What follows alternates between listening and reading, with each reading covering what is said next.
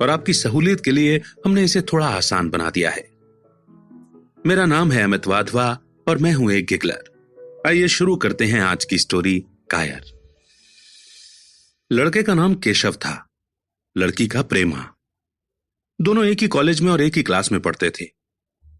केशव नए विचारों का था, जात पात के बंधनों का विरोधी।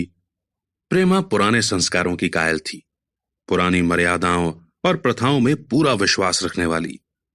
लेकिन फिर भी दोनों में गहरा प्रेम हो गया था और यह बात सारे कॉलेज में मशहूर थी। केशव ब्राह्मण होकर भी वैश्य जाति यानी बिजनेस करने वाली लड़की प्रेमा से शादी करके अपना जीवन सार्थक करना चाहता था। उसे अपने माता पिता की परवाह न थी। कुल मर्यादा का विचार भी उसे ढोंग और नाटक सा लगता था। उसके लिए अगर कोई सच्ची चीज थी तो बस प्रेम।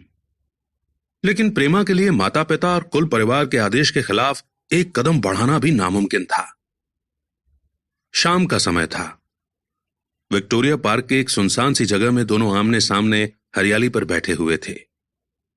सैर करने वाले एक एक करके विदा हो गए, लेकिन ये दोनों अभी भी वहीं बैठे रहे। उनमें एक ऐसी बात छिड़ी हुई थी जो खत्म होने का नाम नहीं ले रही थी। केशव ने झुंझलाकर कहा, इसका मतलब यह है कि तुम्हें मेरी परवाह नहीं है। प्रेमा ने उसे शांत करने की कोशिश करके कहा, तुम मेरे साथ अन्याय कर रहे हो केशव, लेकिन मैं इस बात को मां और पिताजी के सामने कैसे छेड़ूं, ये मेरी समझ में नहीं आता। वे लोग पुरानी मान्यताओं के भक्त हैं। मेरी तरफ से कोई ऐसी बात सुनकर मन में जो जो ख्याल आएंगे उनकी तुम कल्पना कर सकते हो। केशव ने गुस्से के भाव से पूछा, तो तुम भी उन्हीं पुरानी रूढ़ियों की गुलाम हो? प्रेमा ने अपनी बड़ी बड़ी आंखों में प्रेम भरकर कहा, नहीं, मैं उनकी गुलाम नहीं हूं, लेकिन मां और पिताजी की इच्छा मेरे लिए सब और चीजों से ज्यादा अहमियत रखती है। तो तुम्हारा अपना व्यक्तित्व कुछ नहीं है? ऐसा ही समझ लो। मैं तो समझता था कि ये ढकोसले मूर्खों के लिए हैं, लेकिन अब मालूम हुआ कि तुम जैसी बुद्धिमान पढ़ी लिखी लड़की भी उनकी पूजा करती है। जब मैं तुम्हारे लिए संसार को छोड़ने को तैयार हूं तो तुमसे भी यही उम्मीद रखता हूं। प्रेमा ने मन में सोचा, मेरा अपने शरीर पर क्या अधिकार है? जिन माता पिता ने अपने खून से मेरी रचना की है और अपने प्रेम से उसे पाला है, उनकी मर्जी के खिलाफ कोई काम करने का मेरा कोई हक नहीं है। उसने दीनता के साथ केशव से कहा, क्या प्रेम औरत और आदमी के रूप में ही किया जा सकता है, दोस्ती के रूप में नहीं? मैं तो इसे आत्मा का बंधन समझती हूं। केशव ने कठोर भाव से कहा, इन बड़ी बड़ी बातों से तुम मुझे पागल कर दोगी प्रेमा। बस इतना ही समझ लो, मैं निराश होकर जिंदा नहीं रह सकता। मैं प्रैक्टिकल आदमी हूं और कल्पनाओं के संसार में सच का आनंद उठाना मेरे लिए नामुमकिन है। यह कहकर उसने प्रेमा का हाथ पकड़कर अपनी ओर खींचने की कोशिश की। प्रेमा ने झटके से हाथ छुड़ा लिया और बोली, नहीं केशव, मैं कह चुकी हूं कि मैं आजाद नहीं हूं। तुम मुझसे वो चीज न मांगो जिस पर मेरा कोई अधिकार नहीं है। केशव को अगर प्रेमा ने कठोर शब्द कहे होते तो भी उसे उतना दुख न हुआ होता। एक पल तक वो मन मारे बैठा रहा, फिर उठकर निराशा भरी आवाज में बोला, जैसी तुम्हारी इच्छा। धीरे धीरे कदम उठाता हुआ वो वहां से चला गया। प्रेमा अब भी वहीं बैठी आंसू बहाती रही। रात को खाना खाकर प्रेमा जब अपनी मां के साथ लेटी तो उसकी आंखों में नींद न थी। केशव ने उसे एक ऐसी बात कह दी थी जो चंचल पानी में पड़ने वाली छाया की तरह उसके दिल पर छाई हुई थी। हर पल उसका रूप बदल रहा था। वो उसे शांत नहीं कर पा रही थी। मां से इस बारे में कुछ कहे तो कैसे?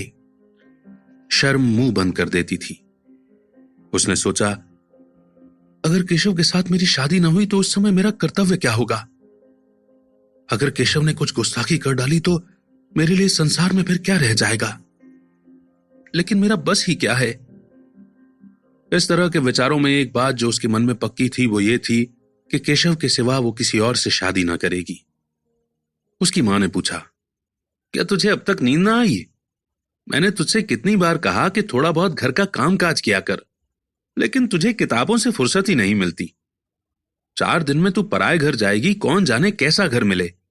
अगर घर में कुछ काम करने की आदत न रही तो वहां कैसे निभाएगी? प्रेमा ने भोलेपन से कहा, मैं पराए घर जाऊंगी ही क्यों? मां ने मुस्कुराकर कहा, लड़कियों के लिए यही तो सबसे मुश्किल है बेटी। मां बाप की गोद में पलकर जैसे ही सयानी हुई दूसरों की हो जाती है। अगर अच्छे लोग मिले तो जीवन आराम से कट गया, नहीं तो रो रो कर दिन काटना पड़ता है। सब भाग्य का खेल है। अपनी बिरादरी में तो मुझे कोई घर पसंद नहीं आता, कहीं लड़कियों का सम्मान नहीं, लेकिन करना तो बिरादरी में ही पड़ेगा। न जाने ये जात पात का बंधन कब टूटेगा। प्रेमा डरते डरते बोली, कहीं कहीं तो बिरादरियों के बाहर भी शादियां होने लगी हैं मां। उसने कहने को तो कह दिया, लेकिन उसका दिल कांप रहा था कि मां कहीं कुछ भाप न जाए। माता ने चकित होकर पूछा, क्या हिंदुओं में ऐसा हुआ है?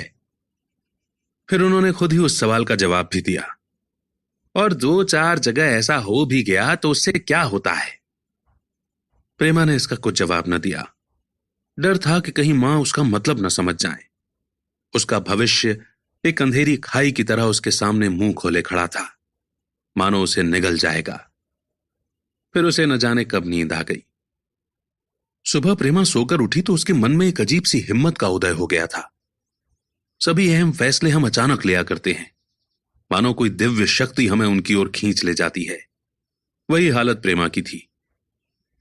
कल तक वो माता पिता के फैसले को ही सही मानती थी, पर मुसीबत को सामने देखकर उसमें उस हवा के जैसे हिम्मत पैदा हो गई थी जिसके सामने कोई पहाड़ आ गया हो। वही धीमी हवा तेजी से पहाड़ की चोटी पर चढ़ जाती है और उसे कुचलती हुई दूसरी तरफ जा पहुंचती है। प्रेमा मन में सोच रही थी, मान लिया कि ये शरीर माता पिता की देन है, लेकिन आत्मा तो मेरी है। मेरी आत्मा को जो कुछ भुगतना पड़ेगा वो इसी शरीर से तो भुगतना पड़ेगा। अब वो इस बारे में संकोच करना गलत ही नहीं, खतरनाक समझ रही थी। अपने जीवन को क्यों एक झूठे सम्मान पर बलिदान करे? उसने सोचा, शादी का आधार अगर प्रेम न हो तो वो शरीर के व्यापार जैसा ही तो है। आत्मसमर्पण क्यों बिना प्रेम के भी हो सकता है? इस कल्पना से ही कि न जाने किस अनजान लड़के से उसकी शादी हो जाए, उसका दिल विद्रोह कर उठा। वो अभी नाश्ता करके कुछ पढ़ने ही जा रही थी कि उसके पिता ने प्यार से पुकारा, मैं कल तुम्हारे प्रिंसिपल के पास गया था, वे तुम्हारी बड़ी तारीफ कर रहे थे। प्रेमा ने सरल भाव से कहा, आप तो यूं ही कहा करते हैं। नहीं, सच। ये कहते हुए उन्होंने अपने टेबल की दराज खोली और मखमली चौखटों में जड़ी हुई एक तस्वीर निकालकर उसे दिखाते हुए बोले, ये लड़का आईसीएस के टेस्ट में फर्स्ट आया है, इसका नाम तो तुमने सुना होगा। बूढ़े पिता ने ऐसी भूमिका बांध दी थी कि मां उसका मतलब न समझ सकी, लेकिन प्रेमा भांप गई। उसका मन तीर की तरह निशाने पर जा पहुंचा। उसने बिना तस्वीर की ओर देखे कहा, नहीं, मैंने तो उसका नाम नहीं सुना। पिता ने बनावटी आश्चर्य से कहा, क्या तुमने उसका नाम ही नहीं सुना? आज के न्यूज़पेपर में उसकी तस्वीर और जीवन कहानी छपी है। प्रेमा ने रुखाई से जवाब दिया, होगा, मगर मैं तो उस टेस्ट का कोई महत्व नहीं समझती। मैं तो समझती हूं कि जो लोग इस टेस्ट में बैठते हैं वो बहुत ही स्वार्थी होते हैं। आखिर उनका मकसद इसके सिवाय और क्या होता है कि अपने गरीब दलित भाइयों पर राज करें और खूब दौलत जमा करें। ये तो जीवन में कोई ऊंचा मकसद नहीं है। इस आपत्ति में जलन थी, अन्याय था, बेरहमी थी। पिताजी ने समझा प्रेमा ये बखान सुनकर लट्टू हो जाएगी। ये जवाब सुनकर वो तीखे स्वर में बोले, तू तो ऐसी बातें कर रही है जैसे तेरे लिए दौलत और अधिकार की कोई कीमत ही नहीं। प्रेमा ने ढिठाई से कहा, हां, मैं तो इसकी कोई कीमत नहीं समझती। मैं तो आदमी में त्याग देखती हूं। मैं ऐसे नौजवानों को जानती हूं जिन्हें यह पद जबरदस्ती भी दिया जाए तो स्वीकार न करेंगे।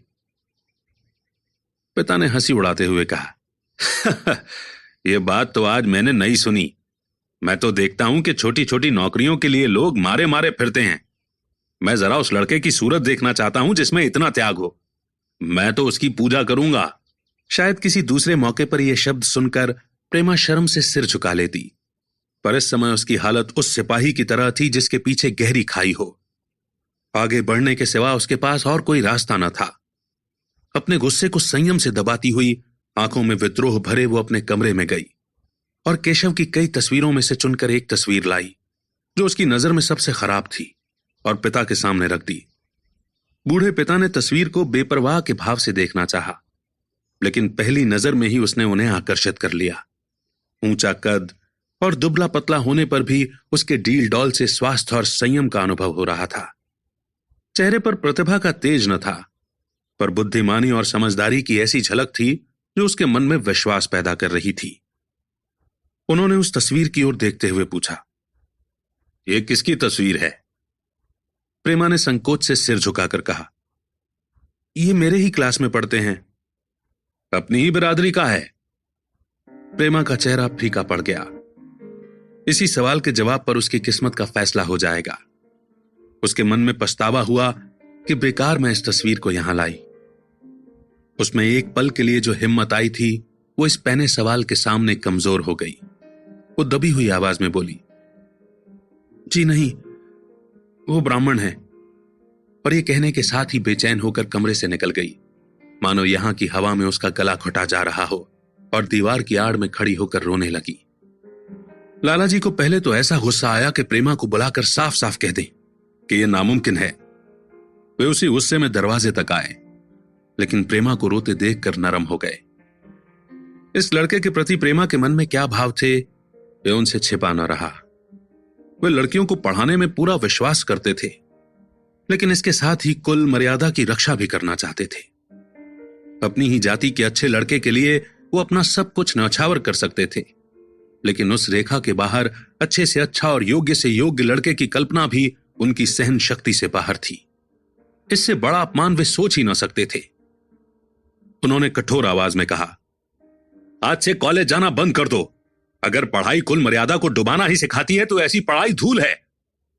प्रेमा ने दुखी आवाज में कहा, परीक्षा तो करीब आ गई है। लाला जी ने कठोरता से कहा, आने दो। और फिर अपने कमरे में जाकर विचारों में डूब गए। 6 महीने गुजर गए। लाला जी ने घर में आकर पत्नी को अकेले में बुलाया और बोले, जहां तक मुझे मालूम होता है केशव बहुत ही सुशील और प्रतिभाशाली लड़का है। मैं तो समझता हूं कि प्रेमा इस गम में घुल घुल कर जान दे देगी। तुमने भी समझाया, मैंने भी समझाया, दूसरों ने भी समझाया, पर उस पर उसका कोई असर ही नहीं होता। ऐसी हालत में हमारे पास और क्या उपाय है? उनकी पत्नी ने चिंतित भाव से कहा, कर तो दोगे, लेकिन रहोगे कहां? न जाने कहां से ये नालायक मेरी कोख में आ गई। लाला जी ने भवें से कोड़कर अपमान के साथ कहा, यह तो 1000 बार सुन चुका, लेकिन कुल मर्यादा के नाम को कहां तक रोएं? चिड़िया के पंख खोलकर यह आशा करना कि वो तुम्हारे आंगन में ही फुदकती रहेगी, यह भ्रम है। मैंने इस पर ठंडे दिल से विचार किया है और इस नतीजे पर पहुंचा हूं कि हमें इस बात को स्वीकार कर लेना चाहिए। कुल मर्यादा के नाम पर मैं प्रेमा की हत्या नहीं कर सकता। दुनिया हंसती है तो हंसे, मगर वो जमाना बहुत जल्द आने वाला है जब ये सभी बंधन टूट जाएंगे। आज भी सैकड़ों शादियां जात पात के बंधनों को तोड़कर हो चुकी हैं। अगर शादी का मकसद औरत आदमी का सुखी जीवन है तो हम इसे अनदेखा नहीं कर सकते हैं। बुढ़िया ने दुखी होकर कहा, जब तुम्हारी यही इच्छा है तो मुझसे क्या पूछते हैं? लेकिन मैं कह देती हूं, मैं शादी के करीब न जाऊंगी, न कभी इस छोकरी का मुंह देखूंगी। समझ लूंगी जैसे मेरे और सब लड़के मर गए वैसे ये भी मर गई। तो फिर आखिर तुम क्या करने को कहती हो? क्यों नहीं उस लड़के से शादी कर देते? उसमें क्या बुराई है? वो 2 साल में सिविल सर्विस पास करके आ जाएगा। केशव के पास क्या रखा है? ज्यादा से ज्यादा किसी ऑफिस में क्लर्क हो जाएगा। और अगर प्रेमा आत्महत्या कर ले तो कर ले। तुम तो उसे और शह देते हो। जब उसे हमारी परवाह नहीं है तो हम उसके लिए अपने नाम को क्यों कलंकित करें? आत्महत्या करना कोई खेल नहीं है, यह सब धमकी है। मन घोड़ा है, जब तक उसे लगाम न दो पीठ पर हाथ भी न रखने देगा। जब उसके मन का यही हाल है तो कौन कहे कि केशव के साथ ही जिंदगी भर निभाएगी? जिस तरह आज उससे प्रेम है उसी तरह कल दूसरे से हो सकता है। तो क्या पत्ते पर अपना मांस बिकवाना चाहते हो? लाला जी ने पत्नी को सवाल की नजरों से देखा और कहा, और अगर वो कल खुद जाकर केशव से शादी कर ले तो तुम क्या कर लोगी? फिर तुम्हारी कितनी इज्जत रह जाएगी? वो चाहे संकोच के कारण या हम लोगों के लिहाज से यूं ही बैठी रहे, पर अगर जिद पकड़ ले तो हम तुम कुछ नहीं कर पाएंगे। इस समस्या का ऐसा भयंकर अंत भी हो सकता है, ये इस बुढ़िया के ध्यान में भी ना आया था। ये सवाल बम के गोले की तरह उसके सिर पर गिरा। एक पल तक वो हक्की बक्की बैठी रही, मानो इस हमले ने उसकी बुद्धि की धज्जियां उड़ा दी हों। फिर हार कर बोली, तुम्हें अनोखी कल्पनाएं सूझती हैं। मैंने तो आज तक कभी नहीं सुना कि किसी अच्छी घर की लड़की ने अपनी इच्छा से शादी की हो। तुमने ना सुना हो, लेकिन मैंने सुना है और देखा भी है। ऐसा होना बहुत संभव है। जिस दिन ऐसा होगा तो उस दिन तुम मुझे जिंदा ना देखोगे। मैं ये नहीं कहता कि ऐसा होगा ही, लेकिन होना मुमकिन है। तो जब ऐसा होना है तो इससे तो अच्छा यही है कि हम उसका इंतजाम करें। जब नाक ही कट रही है तो तेज चाकू से क्यों ना कटे। कल केशव को बुलाकर देखो क्या कहता है। केशव के पिता सरकारी पेंशनर थे, मिजाज के चिड़चिड़े, कंजूस और लालची। धर्म के दिखावे में ही उनके मन को शांति मिलती थी। उनमें जरा सोचने समझने की शक्ति कम थी। किसी की भावनाओं का सम्मान न कर सकते थे। वे अब भी उसी संसार में रह रहे थे जिसमें उन्होंने अपने बचपन और जवानी के दिन काटे थे। नए युग की बढ़ती हुई लहर को वे सर्वनाश कहते थे और कम से कम अपने घर को दोनों हाथों और पैरों का जोर लगाकर उसे बचाए रखना चाहते थे। इसीलिए जब एक दिन प्रेमा के पिता उनके पास पहुंचे और केशव से प्रेमा की शादी की बात चलाई तो बूढ़े पंडित जी अपने आपे में न रह सके। वो धुंधली आंखें फाड़कर बोले, आप भांग खाकर तो नहीं आए हैं? इस तरह का रिश्ता चाहे और कुछ हो, लेकिन शादी तो नहीं है। लगता है आपको भी नए जमाने की हवा लग गई है। बूढ़े बाबूजी ने नम्रता से कहा, मैं खुद ऐसा रिश्ता पसंद नहीं करता। इस बारे में मेरे भी वही विचार हैं जो आपके, पर बात ऐसी आ पड़ी है कि मुझे मजबूर होकर आपकी सेवा में आना पड़ा। आजकल के लड़के और लड़कियां अपनी अपनी मन की करते हैं, ये तो आप जानते ही हैं। हम बूढ़े लोगों के लिए अब अपने सिद्धांतों की रक्षा करना मुश्किल हो गया है। मुझे डर है कि कहीं ये दोनों निराश होकर अपनी जान पर न खेल जाएं। बूढ़े पंडित जी जमीन पर पांव पटकते हुए गरज उठे, आप कहना क्या चाहते हैं साहब? आपको शर्म नहीं आती? हम ब्राह्मण हैं और ब्राह्मणों में भी ऊंचे घराने के। ब्राह्मणों में इतनी मर्यादा खत्म नहीं हुई है कि बनिए की लड़की से शादी करते फिरें। जिस दिन ऊंचे घरानों के ब्राह्मणों में लड़कियां न रहेंगी उस दिन यह समस्या पैदा हो सकती है। मैं कहता हूं, आपको मुझसे यह बात कहने की हिम्मत कैसी हुई? बूढ़े बाबूजी जितना ही दबते थे उतना ही पंडित जी बिगड़ते थे। अब लाला जी अपना अपमान ज्यादा ना सह सके और अपनी तकदीर को कोसते हुए चले गए।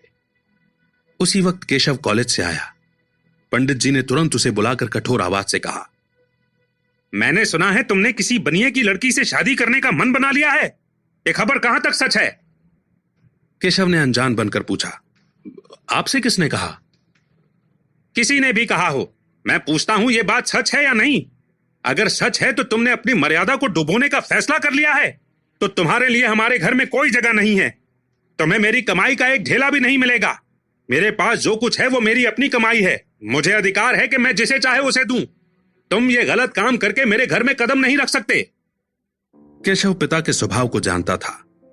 प्रेमा से उसे प्रेम था। वो चुपचाप बिना किसी को बताए प्रेमा से शादी कर लेना चाहता था। बाप हमेशा तो बैठे न रहेंगे। मां के प्रेम पर उसे विश्वास था। उस प्रेम की लहर में वो सारी तकलीफों को झेलने के लिए तैयार था। लेकिन जैसे कोई कायर सिपाही बंदूक के सामने जाकर हिम्मत खो बैठता है और कदम पीछे हटा लेता है, वही हालत केशव की हुई। वो आम नौजवानों की तरह बड़ी बड़ी बातें कर सकता था, जुबान से अपनी भक्ति की दुहाई दे सकता था, लेकिन इसके लिए तकलीफ झेलने की हिम्मत उसमें न थी। अगर वो अपनी जिद पर अड़ा और पिता भी अपनी बात पर कायम रहे तो उसका कहां ठिकाना होगा? उसका जीवन ही बर्बाद हो जाएगा। उसने दबी जुबान से कहा, जिसने आपसे यह कहा है बिल्कुल झूठ कहा है। पंडित जी ने गुस्सैल नजरों से देखकर कहा, तो यह खबर बिल्कुल गलत है? जी हां, बिल्कुल गलत।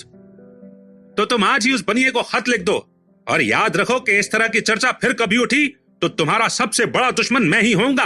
बस जाओ अभी। केशव और कुछ न कह सका। वो यहां से चला तो ऐसा लग रहा था कि पैरों में दम नहीं है। दूसरे दिन प्रेमा ने केशव के नाम यह खत लिखा, प्रिय केशव, तुम्हारे पूज्य पिताजी ने लाला जी के साथ जो गलत और अपमानजनक व्यवहार किया है उसका हाल सुनकर मेरे मन में बड़ी शंका पैदा हो रही है। शायद उन्होंने तुम्हें भी डांट फटकार लगाई हो। ऐसी हालत में मैं तुम्हारा फैसला सुनने के लिए बेचैन हो रही हूं। मैं तुम्हारे साथ हर तरह का दुख झेलने को तैयार हूं। मुझे तुम्हारे पिताजी की जायदाद का मोह नहीं है। मैं तो सिर्फ तुम्हारा प्रेम चाहती हूं और उसी में खुश हूं। आज शाम को यहीं आकर खाना खाओ। पिताजी और मां दोनों की तुमसे मिलने की बहुत इच्छा है। मैं वो सपना देखने में मगन हूं जब हम दोनों उस बंधन में बंध जाएंगे जो टूटना नहीं जानता, जो बड़ी से बड़ी मुश्किलों में भी अटूट रहता है। तुम्हारी प्रेमा। शाम हो गई और इस खत का कोई जवाब ना आया। उसकी मां बार बार पूछती थी, केशव नहीं आए? बूढ़े लाला जी भी दरवाजे की ओर आंख लगाए बैठे थे।